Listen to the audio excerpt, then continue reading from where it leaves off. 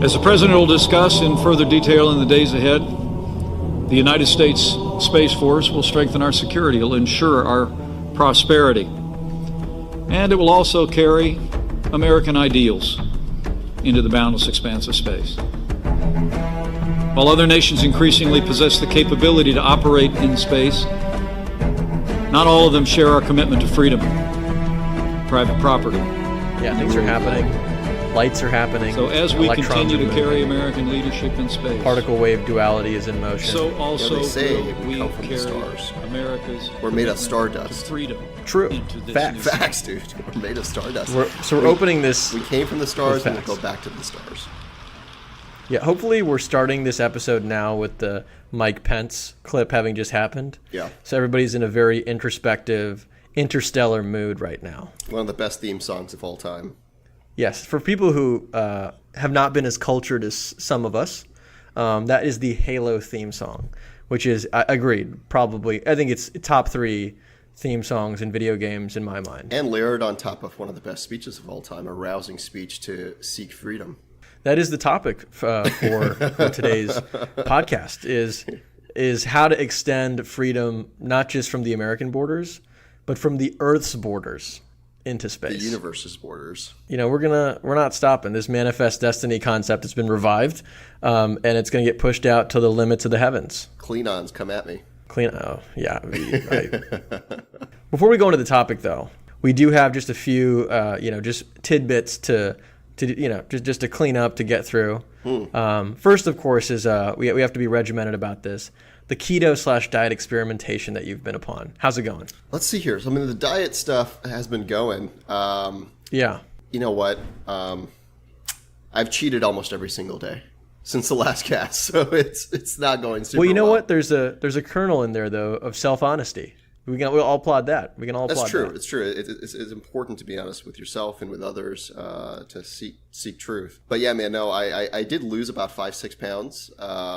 Nice. The interesting thing about the keto diet, it's like I'm not going all in because I obviously just don't have the energy and can't do it. But just having a frame of reference of saying I'm going to try, I'm going to give it a shot, small steps. Every day there's some effort put towards trying. As Peterson would say, there is something that you can do better every single day, always, right?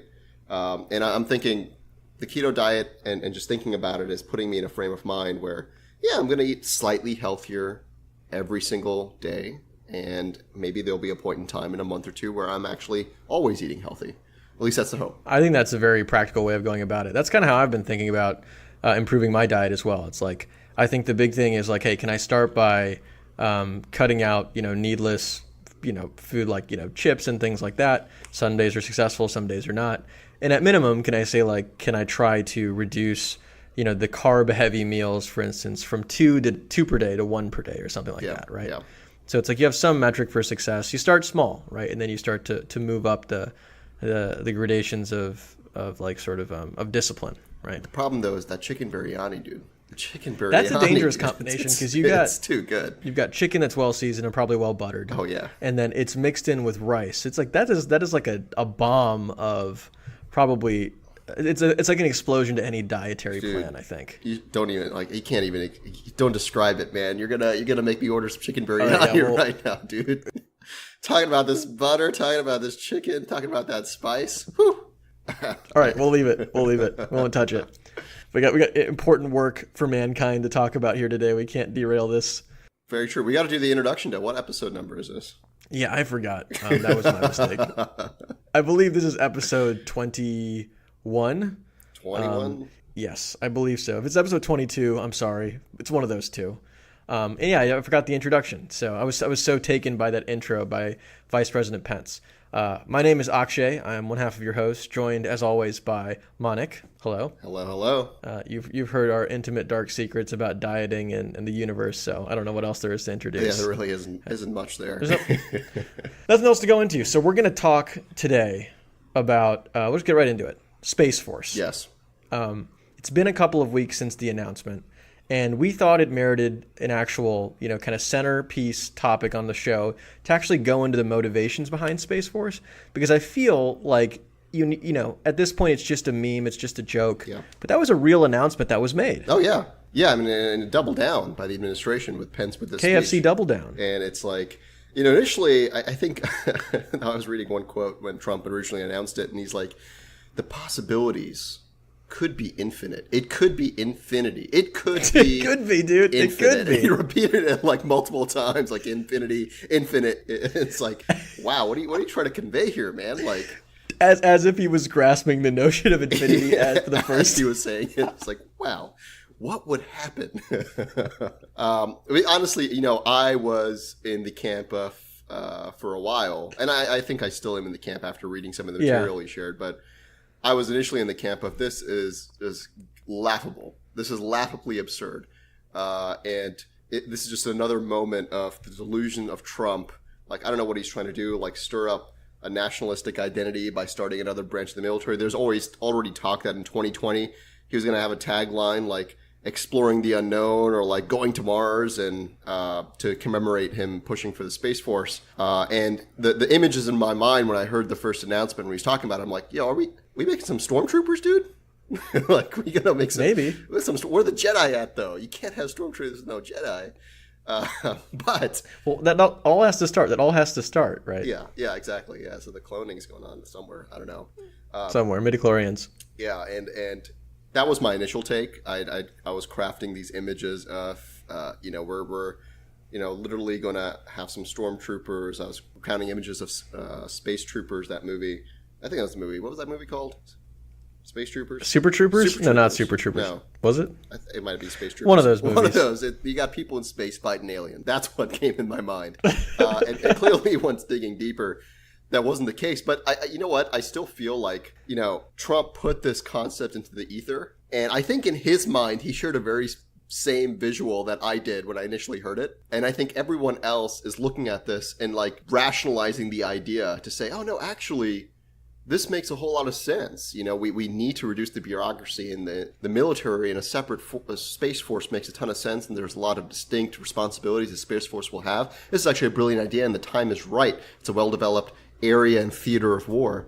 And I just can't help but, I can't believe that Trump was deeply thinking about war in space and the ramifications of assets in space and the protection of it, and how the domain of space impacts civilian life. All of these arguments that people are leveling against having a space force. I think the dude wanted some space troopers, honestly. So I mean, the uniforms are fly, and he knows that. Yeah, it's true. I mean, he's probably like, I need a space force. I'm gonna have to create these uniforms myself. I'm gonna have to choose the design. We'll get to the aesthetics later, but there is community involvement that's been enlisted for the aesthetics here, which is actually pretty interesting. Oh, interesting. I didn't know that. It's like I'm gonna put an order out to one of my Trump divisions to get Order these things 66, except it's just for clothes. That'd be amazing. So yeah, it turns out, like you said, I think there was sort of a logical receiving of this because there's actually some history here. Yeah. So Wikipedia tells me that a space force is defined as the branch of the military that conducts space warfare. Pretty clear intent. And dude, the next paragraph scared me. Russia already has a space force. Ooh, what do they call it? I don't know, dude. I can't read Cyrillic, but I'm assuming it's just like Space Force or Force, Space. Yeah. Okay, but here's the thing. Apparently, so do we. Kind of in the same vein. So it was independent in prior decades, as you might imagine it would be after the Cold, during the Cold War, after the first missions to space. Right. And now both the U.S. and Russia apparently have their respective air force or space forces as part of their air forces.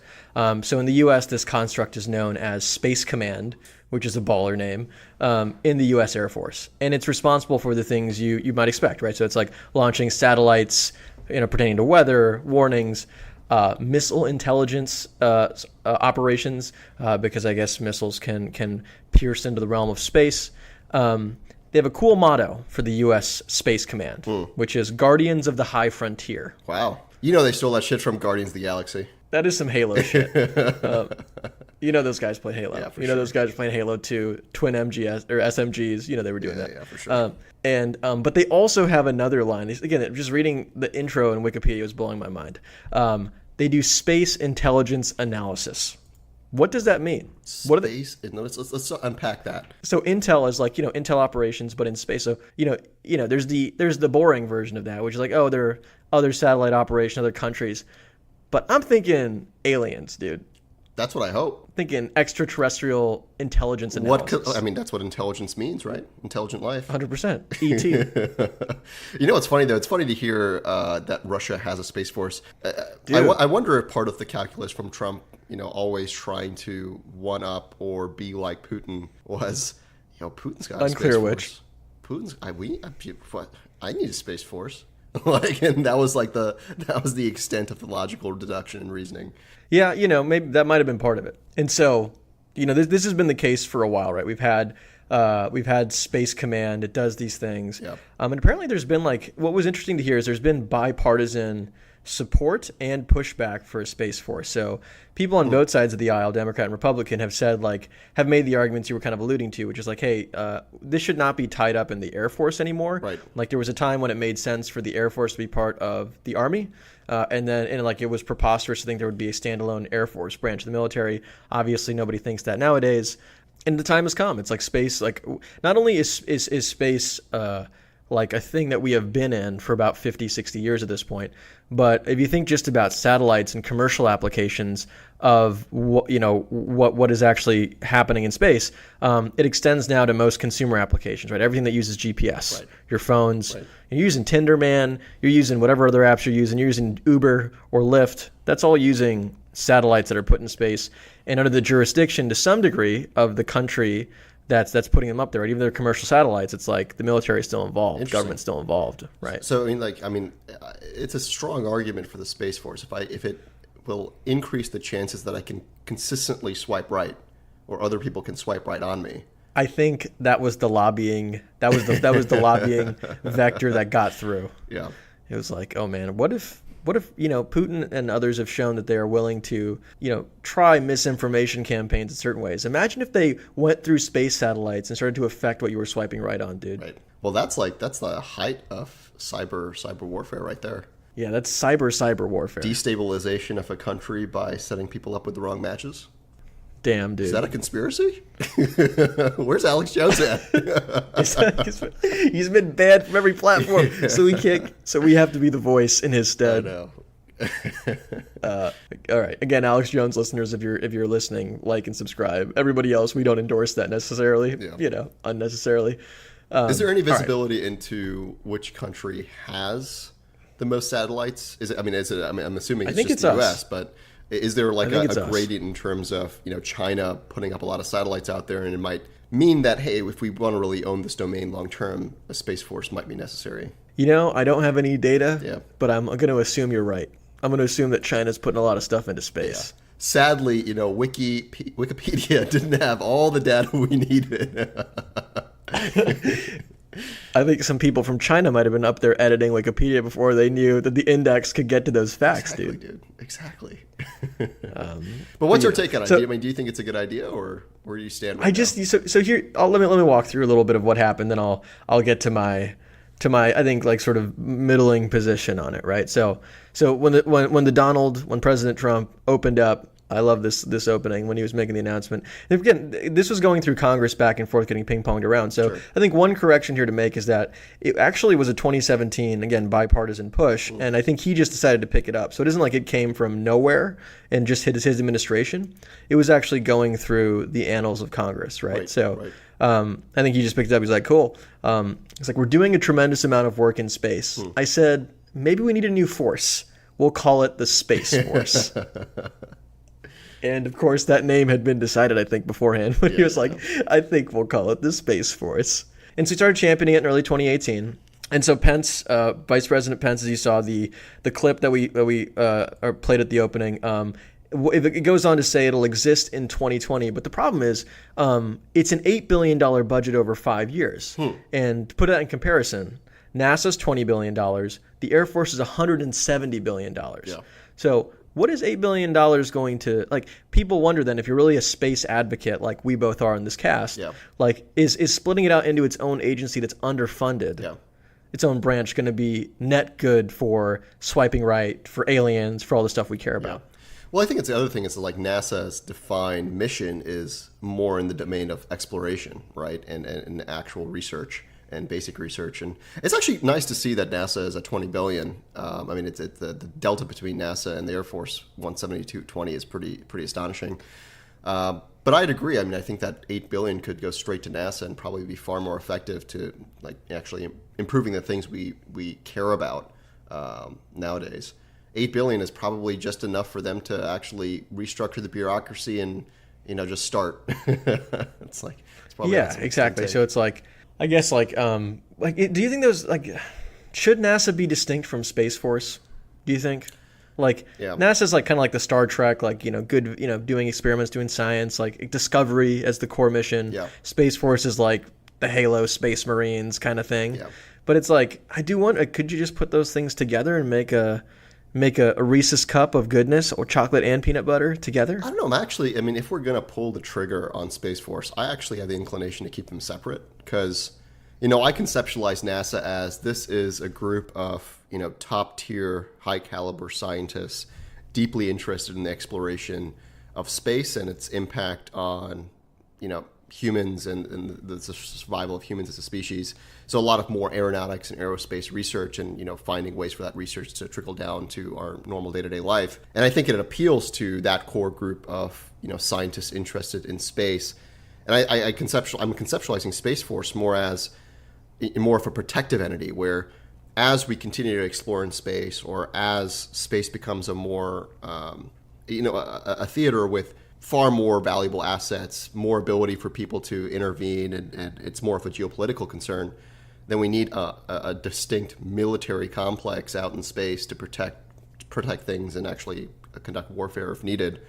I just don't think we're at that point, and I just don't think it. I just like to discount that. Are we actually at the point where the theater of war in space is actually a reality? Protection of assets is going to be a reality. I don't think that's the case. I don't think there are any recent examples or any examples of anyone infringing on another country's assets in space, whether it be satellites or otherwise. And it just seems like a waste of money. So I don't think we really need the separation. But if we did, and we did think that this could actually be quite relevant in future years, then I would keep it distinct. And also think about how it appeals to folks. It's like there's some, going back to the nationalistic identity piece, I think there is something to be said that, the people who would be attracted to join and serve in the Space Force, I think, are very distinct and different from the people who are excited to join and serve NASA, right? It's gamers versus other gamers. Yeah, who knows, right? But I think that could cause a lot of internal political strife. You got folks who are there because they're viewing the theater of war in space as end all be all, and you got other folks who are like, I just want to do some basic life science research on Mars, dude. I don't want to do no more. Well, move your plant over. I got to make room for my space rifle. Right, exactly. I'm just imagining it's going to be completely like Halo. That's just what it's like. You got the plasma pistols. Oh, wait, that means you got to get the contact with the aliens first before we get all the cool tech, though. Oh, yeah, we right? need to find that's part of it, right? Yeah. Well, I guess this could be a NASA or a Space Force task, but it's like you got to go find the aliens so that you can find their technology, and then you've introduced a quantum jump in your warfare capability once you have things like the Needler and this plasma rifle and things like that, dude. Yeah, I mean that should be the prereq. See, that's that next level thinking that's really needed in the administration right now. I think that's where the president's head's at, though. I think that's where. So Oh, and speaking of creative, out of the box thinking, so the Trump-Pence campaign, which is already in full swing for 2020, of course, right as this announcement was timed, unclear of the ethical qualms of this happening or not. But the campaign is saying, hey, by the way, there's going to be a logo contest for the Space Force. That's amazing. You guys. So, I mean. Dude, we got to submit something. We got to submit something to the logo 100%. contest. I was like, at first I was like, this is. Then I'm like, oh, actually, this is dope. I'm going to submit something for this. That's great. So, yeah. It's like, so I was listening to, I think, to give credit to someone other than Wikipedia, because I did learn a few things outside of Wikipedia in my life. Yeah. Neil deGrasse Tyson was on Joe Rogan's podcast talking about a few interesting extensions of the points we were talking about. Yeah. One was, of course, again, it's not just that there's more stuff getting put into space, like more spaceships or more satellites. It's the value of the assets themselves could merit having a more defensive like presence in space, Right. which is interesting. The other thing that you mentioned is like it's not in the interest of like two different countries to start to like screw with each other's satellites and actually start shit in orbit or in space, because the way you put it is like they're very precise. And this is something that's fascinating that I never really think much about. Is like there's so many satellites on very precise trajectories that you can actually mathematically plot out so that they don't hit each other. Interesting. And it's like if you blow up a satellite into like 1,000 or 10,000 pieces, Yeah. the potential that one of those pieces of debris will go and screw up another satellite's trajectory or flight pattern is very high, right? And so it's like you sort of have this interesting, effective detente.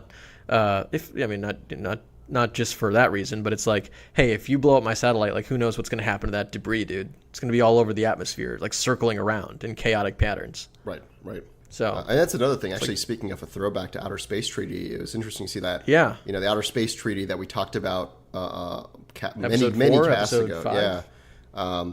Where one of the key components of that was, we had this group of interdisciplinary scientists thinking about, if we approach a new planet, how do we interact on that planet, and how do we make sure we don't, change the biome or impact any life there.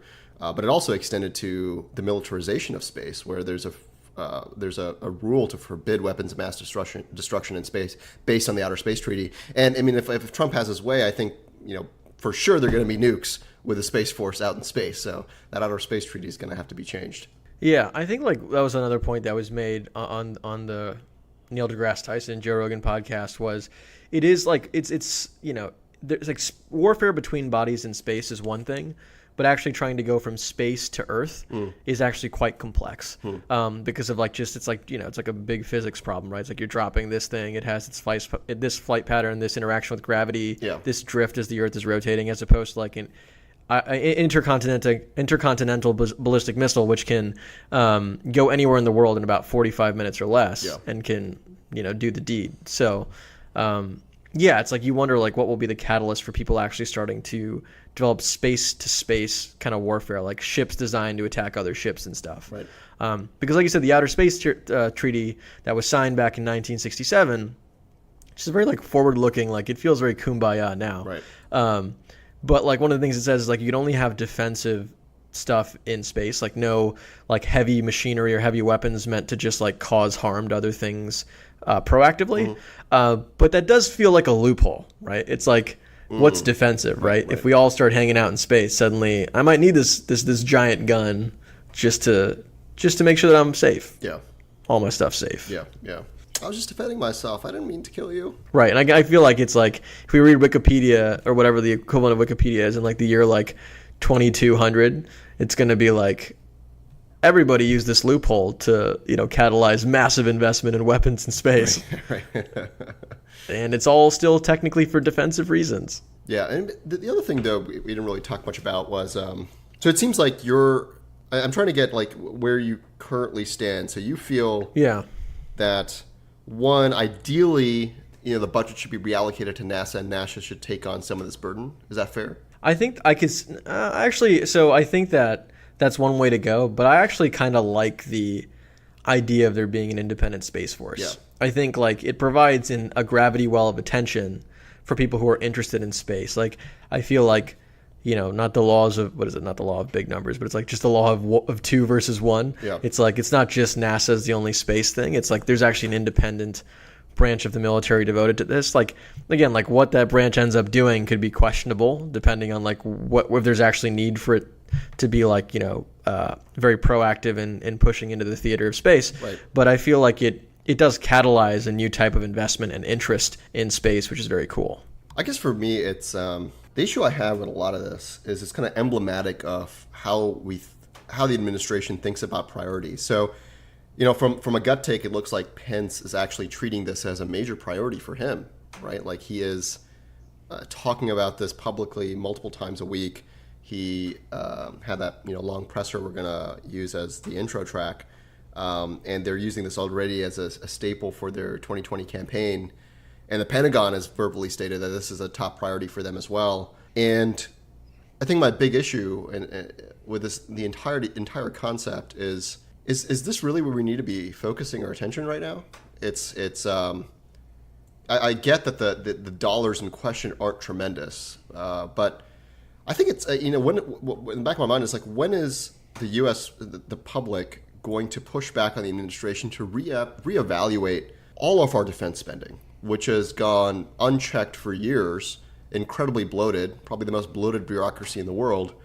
When is that going to come to a head? And when are we going to find ways to redistribute a lot of that investment, or just a lot of those budgetary dollars into things that will actually improve life for millions of Americans? That's my main concern. It's like, $8 billion, like we could do a hell of a lot with that. When are we going to fix healthcare? When are we going to fix education? When are we going to deal with the opioid crisis? Like all of these different variables. And that's what should be the public conversation. So for me, it's just a kind of, again, revealing that the values that, I think both of us hold dear, and what we think needs to happen for producing a better life for more people, is just out of sight, out of mind for these folks. I mean, that's all great, but Halo, dude. But Halo. I mean, it's true. It is true. I mean, I'm a big Halo fan. It's true. And who knows? It could maybe energize another generation of kids to go join the Space Force, and it gives them purpose in life. And that's all we're looking for is purpose. And the military can be a huge purpose in life. So I don't know. Maybe I'm not doing the calculus. No, to put it seriously, I agree with you. It's like, I do wonder though. It's like, if you took those $8 billion, and this is what Neil deGrasse Tyson was saying. He's like, if there's an actual exigent threat paired with military spending, it is like a vehicle for technological progress unlike any other that's existed in human history, right? It's true. You can build stuff. It spins off all sorts of new tech. Yeah. Again, independent of there actually being a threat, I'm not sure it will. I'm more concerned about this being ceremonial and this just being a thing that's set up, and it actually ends up that we're not, again, because it's $8 billion that's set aside as opposed to a part of the Air Force's $170 billion budget. It ends up being net worse for space defense, right? I see. Yeah. But I think part of me thinks if they take it seriously, it's there's more likelihood that the $8 billion will go to better use because of how people think about defense and the, sort of the anxiety and the fear you have around not doing it versus $8 billion just divvied up for healthcare or education. It's Sure. We've poured lots of money into those domains, and something about the lack of urgency or the lack of clarifying force subjects that to and I'm not saying this is good, but I'm saying I don't know if you could just subtract from this column, put it in that column, and see the results you want. Sure. Right. Sure. It's it might just be we once again. It's have you seen that video of the raccoon that's holding a cube of salt and it dissolves in the water, No. and it's so confused as to what happened because it's holding this solid block of salt, dude, and then it's in the water and it just instantly dissolves, and that poor raccoon is so confused as to what happened. And that is a metaphor for all government spending. Yeah. We are all that raccoon, my dude. It's too true, man. And also logo contests, man. If they want to improve education in this country, you want to do other things that are worthwhile, logo contests. Yeah, we're producing the next generation's most accomplished artists via this logo contest. I hope they accept entries via Snapchat or Instagram, because I'm not going to put in more effort than that. But Yeah. I'll still submit. It's the next Jackson Pollock coming out of this logo contest, dude. Are you a Jackson Pollock fan? Not really. Not really. So you're not. So you're among the uncultured that we referenced earlier in the episode. Exactly right. That's right. It does feel like the crux of this is emotional, though. I will say, we've laid out some facts here. We've talked about it, and we even read some articles, in the Washington Post. There was an astronaut who made the case for Space Force, and he laid out some facts. Dude, I think that dude was angling for a job at Space Force, man. That. Maybe that dude was yeah, this is a great idea. And, you're gonna need some leadership, and I can do it. Here's my LinkedIn profile. Exactly. That'd be amazing if we linked that shit at the end. Oh my god. Hey, by the way, can you endorse me for space on LinkedIn? Yeah. Just click that button. Yeah, the way that endorsements work on LinkedIn, man, I might already be endorsed for space. I don't know. So it's I think he knows space. I think he knows space. I think that's the way. Okay, brief aside for how these things work on LinkedIn. I'm pretty sure the algorithms of LinkedIn, the deep-seated algorithms that control our universe, the ones on LinkedIn, suggest that you might know something to other people before letting you know that it thinks you know these things. Interesting. And so it's hey, you want to endorse Monic for C++? And it's I don't think Monic wanted me to, but I don't sure. think he knows it. So but it's like it makes you think it's like hey, like this is a logical thing to do, and then so suddenly you get endorsed for things you have no earthly idea why you're getting endorsed for. Well, I've seen the other interesting trend of people like asking people for endorsements on specific items and topics, and I'm like, I have never seen you in this context doing this thing. I don't feel comfortable endorsing you, but I can see a lot of people doing that, and you got this perception of this dude where this person's a master at C++, man. Yeah, dude. 86 people say so. 86. I mean, that's a lot of people. It's a lot of people. So anyway, this astronaut, yeah, he is. It's an emotional argument that comes through in this article. He's like, I was looking for like, what are the set of facts or the key fact this hinges on? Not say it was a poorly written article or anything, but it was like, he's just like, man, this should exist, man. This should, should have some Space Force, dude. And he also made the argument, it's like, and we need a Cyber Force too. Just throw the Cyber Force in there. It'll be a Cyber and Space Force. They'll do both. Yeah, that was bold. He's like, hey, by the way, like I'm thinking N+1 forces down the road here. I'm thinking Cyber Force. We incubate that inside of Space Force, and then when we're ready, he's just like thinking like concentric forces we're gonna keep spinning off here into the future. I like he could be a great bureaucrat potentially. He's thinking how to keep that budget growing. Yeah, for sure. And in fact, it's funny because when I was reading it, it was, I see the justification for a dedicated cyber force, an argument that I can actually buy. It's like, yes, that is a mature domain now. Yes, it's going to be very important going forward to protect our day-to-day life. Yes, we've actually been attacked from Russia via a cyber threat, and it's probably still occurring in various degrees. Maybe it makes sense to have a dedicated cyber force. That I can get behind. I think it's very analogous as well, because you have Cyber Command, which is part of the Air Force, like Space Command. You have fractured capabilities around cyber defense in the different intelligence agencies, like the CIA, the NSA, et cetera. Yeah. And you could argue there should be some consolidation into the coolest force ever. Yeah. The Cyber Force. Yeah. I mean, but the other issue I have with this is like, we know that all of the departments in government and in the military are not the best at collaboration or speaking with one another. You got to break down those walls, man. You got to break down those walls. And I don't know if those walls are better broken down if you actually isolate and separate these groups out. I mean, look about it. The biggest tragedies of our military expeditions abroad, like if we look at the example of weapons of mass destruction. Yeah, intelligence sharing. It came down to lack of intelligence sharing. Exactly right. And I'm like, all right, if you're going to make a completely different leadership structure, parcel these folks out, have their own budget with no clear incentives to share information. These 5 domains might be separate, but they're kind of the same. It's all war, baby, and we need to make sure we're sharing information to be more effective. You make a good point. Global prioritization, man. We can't be isolated and isolative decision making in these things. Very true. I can't argue with that. But what I can put forward is, can you think about how sick the logo for Cyberforce would be? And B, imagine on your uniform, which wouldn't be a traditional military uniform, it would be like a sweet like cyberpunk getup for every person. You had your handle instead. Oh man, that's actually getting me excited. I might want to join the Cyberforce now.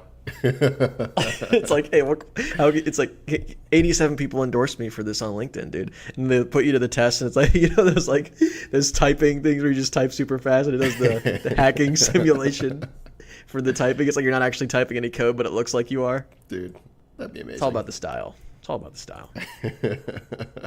I do think, again, coming back to an earlier point, though, there is one of these avenues by which this nation's blossoming, an entire generation, you might say, of gamers is being raised. Yeah.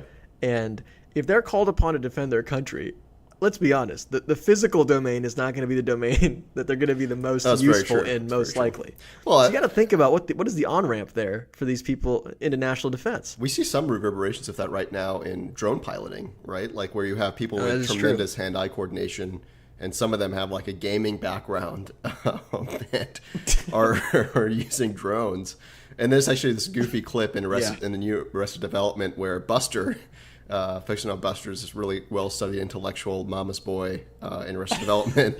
He gets recruited by I believe the Navy runs drones. I might be incorrect there. But he gets recruited, and he's basically piloting drones, and he's phenomenal at it. And then he actually finally realizes what the drones are doing, what they're shooting at, and he can kind of completely has like a breakdown. But it's just hilarious seeing Buster just like playing with his gamepad. He's like drinking his juice, his Gatorade, and he's like just playing a video game. That's where we're headed, man. Yeah, dude. Spoilers, but that's basically Ender's Game. And Yeah. regardless of what you think of Orson Scott Card's political views, that was a great book that I read in 8th grade, and I want to read it again someday. It's basically the same thing. It's like, oh shit, those are real things that I was shooting at? Yeah. Oh. I don't know if I can co-sign that. Well, we don't know. I agree in the general sense, but you never know what circumstances might emerge in the future. Right. I'm not a moral absolutist, Monik. I'm not a moral absolutist. We don't know what we don't know about the future, especially. But we do know 10 commandments, dude. Thou shalt not kill. Yeah, it's been around for a while. It hasn't stopped a lot of people. That's true. So far. But I agree. It's a good one to have up top. Just to have up top. Imagine how much worse things would be without it. Yeah. Yeah, man. Those I haven't climbed a lot of mountains. Do you think there are other interesting things at the top of mountains that we're just unaware of? Like, Moses found some commandments, dude. 2 tablets, and he walked down with those stone tablets. That's tough. That must not have been easy. He must have been in good shape. Dude must have been brolic, dude. Well, he was in the desert for a long time, dude. He was like probably you had to be in shape to survive in the desert for that long. That's true. Yeah, I haven't gone climbing. Even though I really do enjoy camping in the outdoors and hiking, I haven't really. Do you enjoy camping? Are you a camping guy? I like hiking. I like, I can co-sign camping for a short period of time. Like, I'm not like go a week-long camping, like a day or two. I could totally do that, and I think I'd enjoy it. And I've done it in the past, and I've enjoyed it. I'm a fan of going outdoors and then coming quickly back indoors. Yeah. It's like, think about, and I view this from an evolutionary perspective. Think about how many generations of ancestors lived, died, suffered, so that we could enjoy the indoors. So I'm all about temporarily enjoying the outdoors, but it's like I just don't want to be disrespectful to the sacrifices made of our ancestors. Yeah, exactly. It's yeah. I mean, I think if our ancestors saw us going outdoors, sleeping out without any sort of sewage system, like just doing your business, voluntarily doing all of this, yeah, they'd be like, "Have they lost their mind? What happened?" What happened, indeed. They view it as mental illness versus anything else. Indeed. All right. Well, I think that we'll keep tuned to Space Force as it develops. I think, like you said, Pence is on it, dude. Pence is on it. It still needs to go through Congress, right? It's still not set in stone. Something like that. Yeah. It might get bipartisanly blocked, which would be the saddest state of affairs. Like, of all the things that should unite us, all the things that should bring us together. Yeah. Let's try to let Space Force happen. Again, there's a lot of questions happening around indictments and like other stuff happening. We'll get into that later. Yeah. But let's unassailed. Let's let Space Force get through and join and send in a logo and win that logo contest. Yeah, logo, join, alien weaponry, cool uniforms in that order. I mean, this is the time where I wish we still had our marketing intern, because we could put that person on task to make this logo. They were phenomenal at it, so. They were.